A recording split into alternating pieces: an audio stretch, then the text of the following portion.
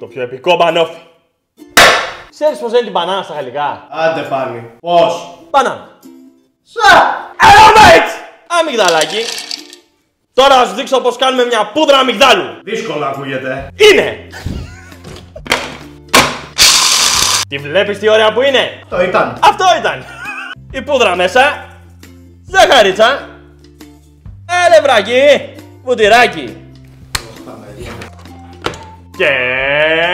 χτύπα!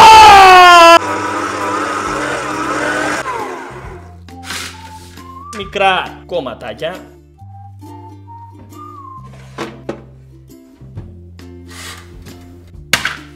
Στην άκρη και φύγαμε για πατσέρι. Καλό το κατσαρολάκι. Γαλατάκι. Αυγουλάκια και ό,τι απέμειναν από αυτά. Cornflower είναι σεστέ. Ο νεσεστές είναι necessary. Necessary. Βανιλίτσα και ζαχαρίτσα. Το ανακατεύουμε στην πιο χαμηλή σκάλα της κουζίνας μας. Θα σου αρπάξει αν βάλεις πιο δυνατή. Βουτυράκι. Λέει ανακατοματίκ. Λέει αδιασματίκ. Θέλω να εφάπτεται με την επιφάνεια μεμβράνη mates. Και ψυγιώνα για 1 με 2 ωρίτσες.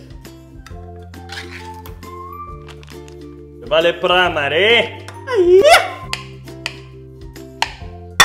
Και φύγαμε για σύνθεση. Πατησερί.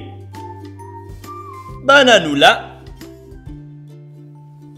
Καραμελωμένο ζάχαρουχο. Και μπισκοτάκι. Decoration.